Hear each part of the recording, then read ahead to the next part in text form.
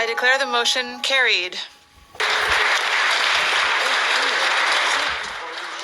That was the scene last night as MPs voted to adopt a permanent hybrid parliament. Since the pandemic, a temporary hybrid sitting agreement let MPs attend Parliament remotely or in person. That agreement was set to expire next week, but last night MPs voted to keep the remote option moving forward.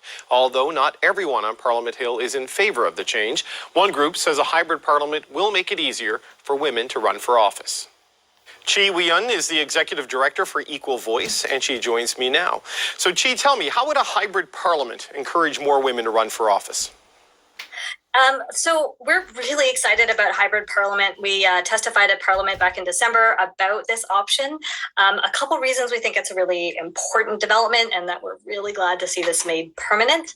One is because it gives members some flexibility. So if you happen to be, ill or bedridden or not able to be in attendance, taking care of a loved one, recovering from pregnancy or childbirth, it gives you some flexibility. So there is that piece that I think is really important. A couple other reasons that we think it's a great way to encourage more people to run for office is that it helps to lessen the load around the travel pieces. So we know that there are some really big cost savings by having more flexibility for MPs to be able to be in their riding.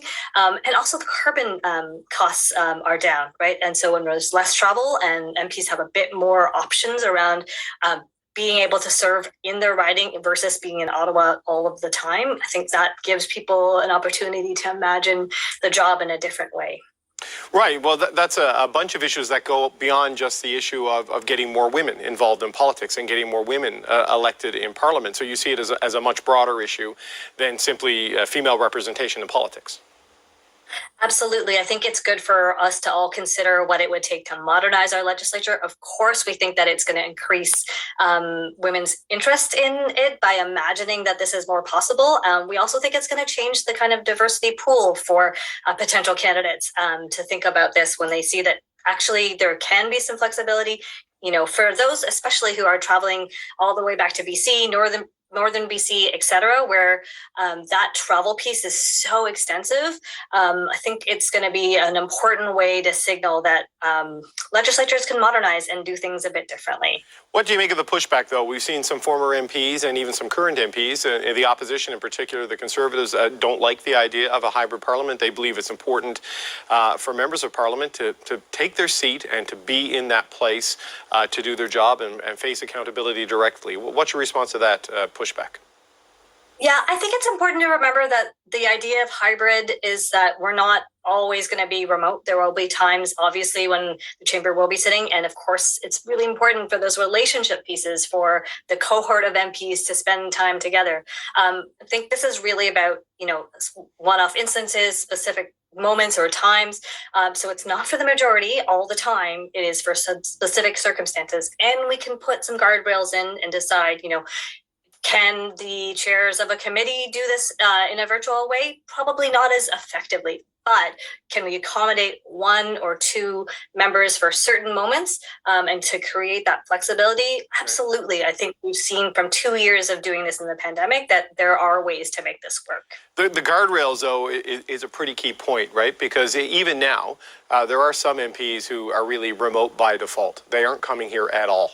And so that takes away sort of the accountability function to deal with journalists, for example, and face that sort of stress test and answer for what you do or don't do. So what sort of guardrails do you think there needs to be so that you don't just get elected to be an MP and you never show up to the House of Commons? Yeah, I think part of the job is both being in Ottawa, but also serving your community at home when you're riding. Some of the ridings we have are huge geography. So the ability to kind of have a bit more flexibility in terms of reaching different parts of your riding, I think is part of the job. There's always going to be different kind of tensions within this. And so it will be up to the parties as their caucuses decide how they want to operationalize this. Again, this isn't for all contexts. all the time. I think it's for certain instances, and it's allowing the technology to help enable and create different capacities in how we do our work. Do you think there should be like an in-person minimum attendance, that sort of a thing? I mean, I know obviously there are extreme cases. I remember, his famous stories in history of politicians getting off their deathbeds and coming in from cancer treatments to come in and vote, which seems inhumane when you look at it. But, if everything is healthy and good, would like an attendance requirement be something you'd be in favor of, that sort of thing?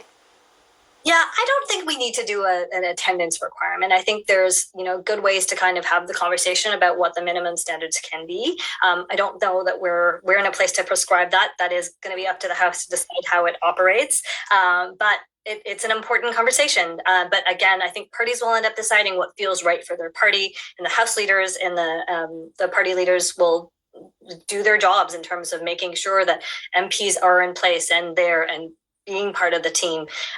People don't want to miss out on that time on the Hill as well. Like, that's a huge part of the job. And so I think people have to find the balance that makes the most sense for their constituency and for their work in Ottawa. So in 2021, Equal Voice reported that you had the highest percentage ever of female candidates on the ballot.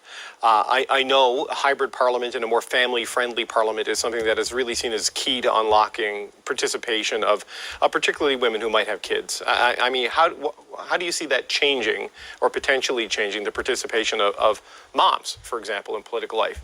Yeah, I mean, I think what it does is it gives some of that flexibility. It's really hard, I think, for any elected official to be away from a young family. So this goes for male MPs as well.